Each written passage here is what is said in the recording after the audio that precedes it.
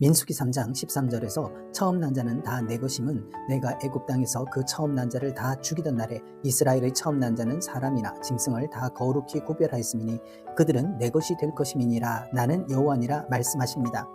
애굽의 장자들이 죽임을 당하던 6월절의 밤에 이스라엘의 장자들은 어린 양으로 대속했기 때문에 죽음을 면할 수가 있었습니다. 이는 구약 성경에 나타난 대속교리, 즉 복음에 대한 예표인 것입니다. 하나님께서 애굽의 장자를 치시니 무죄한 자를 죽이신 것이 절대로 아니라는 것입니다. 애굽의 장자를 치심은 죄에 대한 심판이었던 것입니다. 다 죄인이요 다 심판을 받아 마땅한 중에 장자들만 치신 것은 여기에 대표성이 있는 것입니다. 그렇다면 이스라엘의 장자들은 죄가 없었단 말입니까? 아닙니다. 이스라엘의 처음 난 자는 사람이나 짐승을 다 거룩히 구별하였다고 말씀하십니다. 무엇으로 구별하였습니까? 바로 6월절 어린 양의 피입니다. 이스라엘 집에서도 죽음은 있었습니다. 다만 양이 대신 죽은 것입니다. 이것이 값을 주고 사셨다는 구속이요 값을 대신 지불했다는 대속이요 거룩히 구별하였다는 성별인 것입니다. 우리를 성도라 하심도 거룩히 구별한 무리들이란 뜻입니다. 그런데 레위인을 택하여 이스라엘 자손 중 처음 난 자를 대신케 하였다는 것입니다. 신약 성경에는 이에 빛을 비춰주는 말씀이 있습니다. 그리스도께서 우리를 위하여 저주를 받은 바 되사 율법의 저주에서 우리를 속량하셨으니 말씀합니다.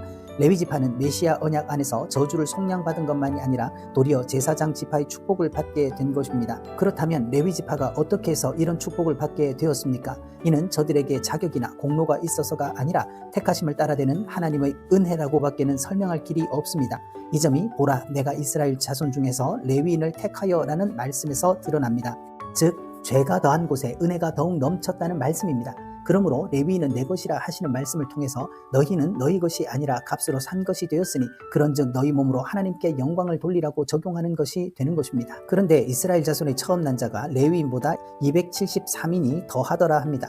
이들은 어떻게 할 것인가? 그 더한 자의 속전을 아론과 그 아들들에게 줄 것이니라 하십니다. 여기 속전이 등장하는데 신약 성경은 말씀합니다. 그가 모든 사람을 위하여 자기를 속전으로 주셨으니 기약이 이르면 증거할 것이라 하십니다. 이 계시는 우리의 죄값을 대신 지불하시기 위하여 죽임을 당하실 하나님의 아들로 모아지고 있는 것입니다.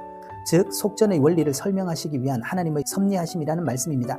6월절의 밤에는 장자들을 대신하여 어린 양이 죽임을 당했습니다. 이제 장자들을 대신하여 레위인이 성막을 봉사하는 일을 담당하라 하십니다.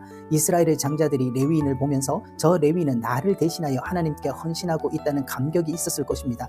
그것은 마치 우리가 십자가를 바라보면서 대신 죽으신 주님을 생각하듯이 말입니다.